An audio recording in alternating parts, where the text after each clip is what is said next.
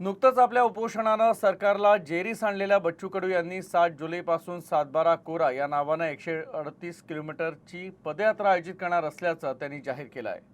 शेतकरी, शेतमजूर, विधवा, दिव्यांग, बेरोजगार तरुण यांच्यासह समाजाच्या विविध शोषित घटकांच्या न्याय हक्कांसाठी ही यात्रा असल्याचं बच्चू कडू म्हणाले।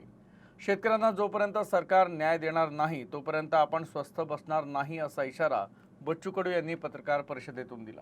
डॉक्टर पंजाबराव देशमुख यांचं जन्मगाव पापळ इथून या यात्रेला सुरुवात होणार आहे।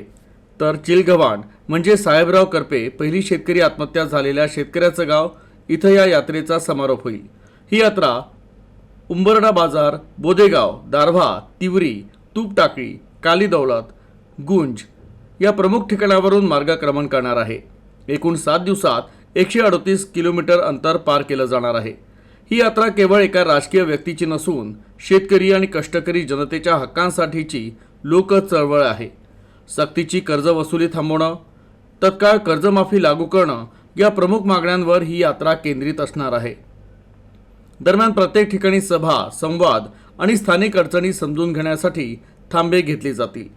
यात्रेदरम्यान शेतकरी आत्महत्यांना आळा घालणारी धोरणं लागू करणं, विधवा आणि अपंगांसाठी रोजगार आणि सुरक्षा योजनांची अंमलबजावणी करणं, मनरेगा अंतर्गत पेरणी ते कापणीपर्यंतच्या कामांचा विस्तार आणि मजुरीत वाढ करणं, तसंच तरुणांसाठी शिक्षण, स्वयंरोजगाराच्या संधी निर्माण करणं यासारख्या मागण्या मांडण्यात येणार आहे। आणि म्हणून आम्ही एक यात्रा 5 जुलै म्हणजे माझ्या जन्मदिवसापासून डॉक्टर पंजाबराव देशमुख यांच्या गावापासून ही यात्रा आम्ही सुरू करू 1 वाजता आणि तिथून यवतमाळचं खडका कोणतं गाव आहे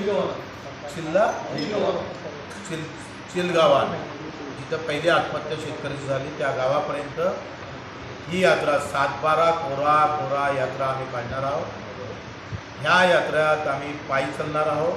150 ते 200 किलोमीटर एकूण यात्रेचा प्रवास राहील आणि पुन्हा शेतकऱ्यांसोबत संवाद साधून आता आत्महत्या नाही, लढणं शिकावं।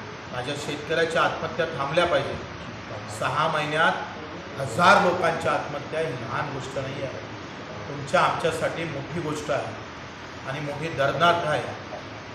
200 प्रवासी विमानातले मरण पावले, फार वाईट झालं, पण त्यांचा पुरका बावनकुळेंना 3 डाव 4 डाव आला असं 10 मिनिटाच्या भाषणात, पण 1000 आत्महत्या त्यांच्या या 6 महिन्याच्या कारकिर्दीत आत्महत्या झाला। माझा शेतकरी पाय घासून तडफू मेला, त्याची आठवण मात्र बावनकुळे साहेबांना झाली नाही, त्याचं दुःख आहे आणि हे दुःख कायमचं नष्ट व्हावं।